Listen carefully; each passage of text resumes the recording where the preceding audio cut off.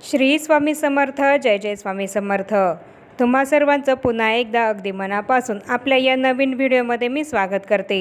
आता 10 तारखेला स्वामी समर्थ महाराजांचा प्रकट दिन आहे आणि या दिवशी आपल्याला काय करायचं आहे, हा प्रकट दिन आपल्याला कसा साजरा करायचा आहे, प्रकट दिनाच्या दिवशी आपल्याला स्वामींची कोणती सेवा करायची आहे आणि स्वामींना आपल्याला कोणता नैवेद्य हा दाखवायचा आहे, याबद्दलची संपूर्ण माहिती मी तुम्हाला या व्हिडिओमध्ये देणार आहे. आणि म्हणूनच आपल्या गुरूंचा, आपल्या स्वामींचा प्रकट दिन हा कसा साजरा करावा, या दिवशी आपल्याला काय काय करायचं आहे, याबद्दलची संपूर्ण माहिती जाणून घेण्यासाठी हा व्हिडिओ तुम्ही शेवटपर्यंत नक्की बघा. कुठेही स्किप न करता हा व्हिडिओ जर तुम्ही शेवटपर्यंत बघाल तर तुम्हाला स्वामींच्या प्रकट दिनाच्या दिवसाची संपूर्ण माहिती या व्हिडिओमध्ये नक्की मिळेल आणि त्याप्रमाणे तुम्ही स्वामी समर्थ महाराजांचा प्रकट दिन हा साजरा करू शकतात आणि त्याप्रमाणे सेवा सुद्धा करू शकतात. 10 एप्रिलला स्वामी समर्थ महाराजांचा प्रकट दिन आहे आणि या प्रकट दिनानिमित्त आपण सर्वांनी 21 दिवसांची, 11 दिवसांची किंवा 7 दिवसांची सेवा ही सुरू केलेली असेल, तर ही सुरू केलेली सेवा प्रकट दिनाच्या दिवशी संपेल. आपण सर्वच जण श्रद्धावान स्वामी वेडे आहोत याबद्दल तर तीळ मात्र शंका नाही. आपल्या आयुष्यामध्ये येणाऱ्या अनेक लहान सहान संकटांना तोंड देत असताना आपण नेहमीच स्वामींचा दावा हा करत असतो आणि त्या प्रत्येक वेळेला स्वामी समर्थ महाराज हे न थकता आपल्यासाठी धावून येत असतात. आणि अशा आपल्या प्रत्येक संकटाच्या वेळेस आपण जेव्हा स्वामींना हाक मारली तेव्हा स्वामी समर्थ महाराज आपल्यासाठी नेहमी धावून येत असतात. तर अशा ब्रह्मांडाच्या चालक, मालक, पालक असलेल्या, नायक असलेल्या परमपित्याचा प्रकट दिन आहे आणि आपल्याला प्रत्येक वेळी मदत करणाऱ्या, आपल्या संकटांमध्ये धावून येणाऱ्या अशा परमपित्याचा आपण प्रकट दिन हा का बरं साजरा करू नये. आपल्या स्वामींचा प्रकट दिन हा आपल्याला सगळ्यांनाच, स्वामी भक्तांना अगदी आनंदानं आणि उत्साहानं साजरा हा करायचा आहे. त्यासाठी आपल्याला स्वामींसाठी सेवा ही त्या दिवशी करायची आहे.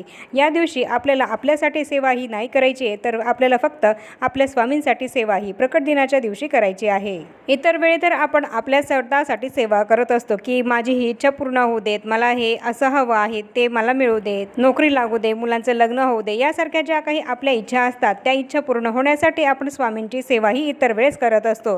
पण स्वामी समर्थ महाराजांच्या प्रकट दिनाच्या दिवशी आपल्याला स्वामींसाठी सेवा ही करायची आहे. या दिवशी आपल्याला स्वामींकडे काहीही मागायचं नाही आहे, तर या उलट आपण स्वामींना द्यायचं आहे. द्यायचं आहे म्हणजे काय, तर जास्तीत जास्त सेवा ही आमच्याकडनं स्वामी समर्थ महाराज तुम्ही करून घ्या, अशी विनंती आपल्याला या दिवशी स्वामींना करायची आहे. आमच्या श्वासामध्ये श्वास असेपर्यंत स्वामी समर्थ महाराज तुमचं नाव हे आमच्या मुखामध्ये कायम अखंड हे राहू द्यात, अशी विनंती आपल्याला स्वामींना करायची आहे. आणि ज्या वेळेस बघा तुम्ही अशी विनंती स्वामींना कराल त्यावेळेस इतर काही गोष्टी तुम्हाला स्वामींकडे मागायची गरजही पडणार नाही. तर आता आपण बघूया की स्वामी समर्थ महाराजांचा प्रकट दिन हा आपल्याला कसा साजरा करायचा आहे आणि जर तुमच्याकडे स्वामींची मूर्ती असेल किंवा फोटो असेल तर अभिषेक हा कसा करायचा आहे आणि कोणते स्तोत्र आणि मंत्र आपल्याला पठण करायचे आहे, याबद्दलच आता आपण माहिती घेऊया. आणि या दिवशी आपल्याला स्वामींना कोणता नैवेद्य हा दाखवायचा आहे याबद्दलच आता आपण माहिती घेऊया. पण त्याआधी जर तुम्ही चॅनलवर पहिल्यांदाच आला असाल, माझा व्हिडिओ पहिल्यांदाच बघत असाल, तर चॅनलला जरूर सबस्क्राईब करा आणि या व्हिडिओला एक लाईक करायला विसरू नका. त्याचप्रमाणे कमेंटमध्ये श्री स्वामी समर्थ लिहायला सुद्धा विसरू नका. 10 एप्रिल हा दिवस आपल्या सर्वांसाठी, स्वामी भक्तांसाठी अतिशय महत्त्वाचा आणि आनंदाचा दिवस आहे. याच दिवशी स्वामी समर्थ महाराज हे प्रकट झाले आणि स्वामी आपल्या आयुष्यामध्ये आले आणि स्वामींच्या सेवेला आपण लागलो. त्यामुळे आपल्याला स्वामींच्या सेवेची प्रचितीही आली, स्वामींच्या सेवेचे अनुभवही आले आणि स्वामींनी आपल्याला आपण केलेल्या सेवेचे भरभरून फळ हे दिलेले आहे. असा कोणताच स्वामी सेवेकरी नसेल की त्याला स्वामींनी अनुभव हा दिला नसेल, प्रचितीही दिली नसेल. स्वामींची सेवा करणाऱ्या प्रत्येक भक्ताला स्वामी समर्थ महाराज हे नेहमी अनुभव, प्रचिती देत असतात आणि त्याच्या ज्या काही इच्छा आहेत त्या पूर्ण सुद्धा करत असतात. आणि या दिवशी स्वामींनी आपल्याला जे काही भरभरून दिलं आहे त्याबद्दल स्वामींना आभार व्यक्त करण्यासाठी, त्यांचे जे काही ऋण आपल्यावर आहे ते व्यक्त करण्यासाठी, स्वामींचे आभार मानण्यासाठी आपल्याला स्वामी समर्थ महाराजांच्या प्रकट दिनाच्या दिवशी स्वामींसाठी सेवा ही करायची आहे. तर ही सेवा करताना सर्वात आधी तर आपल्या घरामध्ये स्वामी समर्थ महाराजांची मूर्ती किंवा एक फोटो तरी असलाच पाहिजे.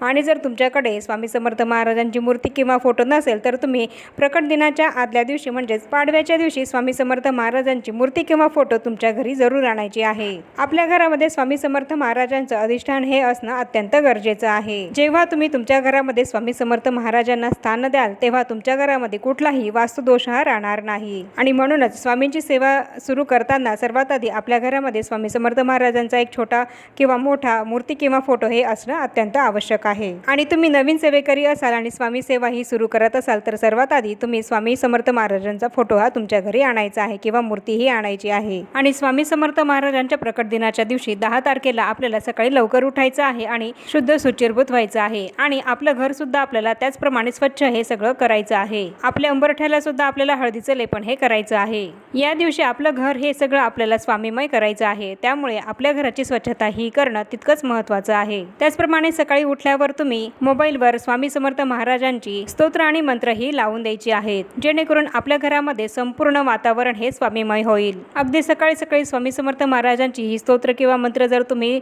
लावून द्याल तर तुमच्या घरामध्ये अगदी पॉझिटिव्ह असं वातावरण हे तयार होईल। आणि त्यानंतर सर्वात आधी आपल्याला देवपूजा ही करायची आहे। आणि देवपूजा झाल्यानंतर जर तुमच्याकडे स्वामी समर्थ महाराजांची मूर्ती असेल तर त्या मूर्तीवर तुम्हाला अभिषेक हा करायचा आहे। हा अभिषेक तुम्ही दुधाचा सुद्धा करू शकतात किंवा शुद्ध पाण्याचा सुद्धा करू शकतात किंवा पंचामृताचा सुद्धा करू शकतात। तुमच्या यथाशक्ती तुमच्या आवडीप्रमाणे तुम्ही ज्या वस्तूने, ज्या पदार्थाने, ज्या गोष्टीने तुम्हाला स्वामी समर्थ महाराजांचा अभिषेक हा करायचा असेल तसा तो तुम्ही करू शकतात। पण शक्यतो तुम्ही शुद्ध पाण्याचाच अभिषेक हा करा, कारण स्वामींना अभिषेक केलेलं पाणी हे नंतर आपल्या घरातील सर्व कुटुंबियांना आपल्याला प्राशन करायला हे द्यायचं आहे। म्हणून शुद्ध पाण्याचा अभिषेक केलेला अतिशय उत्तम राहील। स्वामी समर्थ महाराजांच्या मूर्तीला अभिषेक करण्यासाठी सर्वात आधी एक पाट घ्यायचा आहे आणि त्यावर आपल्याला स्वच्छ कापड हे अंतरायचं आहे आणि त्यावर आपल्याला तामण ठेवायचं आहे। तामणामध्ये एक छोटा पाट किंवा छोटासा चौरंग जो असतो तो ठेवायचा आहे आणि त्यावर स्वामींच्या मूर्तीला आसनस्थ हे करायचं आहे। आणि त्यानंतर गळती जी आहे, अभिषेक पात्र ज्याला म्हणतात, अभिषेकासाठी जी गळती वापरली जाते ती गळती सुद्धा त्या तामणामध्ये ठेवायची आहे आणि अभिषेकाचं पाणी स्वामींच्या मूर्तीवर पडेल या पद्धतीने ती आपल्याला ठेवायची आहे। तर ही मूर्ती जर तुमची छोटी असेल तर तुम्ही याप्रमाणे अभिषेक करू शकता आणि जर तुमची मूर्ती मोठी असेल तर तुम्ही गळतीचा वापर न करता पळीपात्राने किंवा चमच्याने सुद्धा स्वामी समर्थ महाराजांचा अभिषेक हा करू शकतात। आणि तसंच आपल्याला धूपदीप सुद्धा हा लावून घ्यायचा आहे। आणि त्यानंतर नित्यसेवेमध्ये जे काही आपल्याला स्वामी स्तवन हे दिलं आहे ते स्वामी स्तवन आपल्याला सर्वात आधी पठण हे करायचं आहे। आणि आपण हे स्वामी स्तवन जेव्हा म्हणू तेव्हा आपल्याला स्वामींचा अभिषेक हा करायचा नाहीये। नित्यसेवेच्या पुस्तकामध्ये दिलेलं हे स्वामी स्तवन आपल्याला हात जोडून म्हणायचं आहे। स्वामी स्तवन म्हणताना अभिषेक हा करायचा नाहीये। आणि त्यानंतर आपल्याला स्वामींच्या अभिषेकाला सुरुवात करायची आहे। त्यासाठी आपल्याला गळतीमध्ये पाणी हे टाकून घ्यायचं आहे आणि त्यानंतर श्री स्वामी समर्थ या मंत्राचा आपल्याला 108 वेळा जप हा करायचा आहे। आणि त्यानंतर गणपती अथर्व शीर्षाचं पठण हे करायचं आहे। फलश्रुतीच्या आधी जे काही दिलेलं आहे तितकं अथर्व शीर्षाचं आपल्याला पठण हे करायचं आहे। आणि फलश्रुती ही आपल्याला म्हणत असताना अभिषेक हा करायचा नाहीये, तर गणपती अथर्व शीर्षाची जी काही फलश्रुती आहे ती म्हणताना आपल्याला हात जोडून बसायचा आहे। त्यानंतर अभिषेक करता करता आपल्याला पुरुष सूक्ताचं पठण हे करायचं आहे, तसंच श्री सूक्ताचं सुद्धा पठण हे करायचं आहे। नित्यसेवेमध्ये संस्कृत आणि प्राकृत अशा दोन्ही पद्धतीमध्ये पुरुष सूक्त आणि श्री सूक्त हे दिलेलं आहे। तुम्हाला जे म्हणणं योग्य आणि सोपं जाईल त्याप्रमाणे तुम्ही म्हणू शकता आणि अभिषेक हा करू शकतात। आणि जर तुम्हाला हे सूक्त म्हणता येत नसेल तर तुम्ही ते यूट्यूबला सुद्धा लावून देऊ शकतात आणि अभिषेक हा करू शकतात। आणि पुरुष सूक्ताची आणि श्री सूक्ताची फलश्रुती म्हणताना अभिषेक हा करायचा नाहीये, तर आपल्याला पुन्हा हात जोडून बसायचा आहे आणि अभिषेक न करता या सूक्ताची फलश्रुती ही म्हणायची आहे। आणि त्यानंतर पवमान सूक्ताचा सुद्धा तुम्हाला पठण हे करायचं आहे। हे पवमान सूक्त सुद्धा नित्यसेवेच्या पुस्तकामध्ये दिलेलं आहे आणि संपूर्णपणे हे पवमान सूक्त म्हणून आपल्याला श्री स्वामी समर्थ महाराजांचा अभिषेक हा करायचा आहे। आणि त्यानंतर श्री राम रक्षा स्तोत्र यामधले 1 ते 9 ज्या ओव्या आहेत त्या ओव्यांचं पठण करत स्वामी समर्थ महाराजांचा अभिषेक हा करायचा आहे। रामरक्षेतील 9व्या ओवीनंतर दिलेली आहे ती फलश्रुती आहे आणि ही फलश्रुती पठण करत असताना आपल्याला अभिषेक हा करायचा नाहीये। तर याप्रमाणे तुमच्याकडे जी काही स्वामींची मूर्ती असेल त्या मूर्तीवर तुम्हाला हे स्तोत्र आणि मंत्र म्हणत अभिषेक हा करायचा आहे। या पद्धतीने स्वामींच्या मूर्तीवर आपल्याला अभिषेक हा करायचा आहे। आणि जर तुमच्याकडे मूर्ती नसेल, स्वामी समर्थ महाराजांचा फोटो असेल तर तुम्ही काय करायचं आहे, तर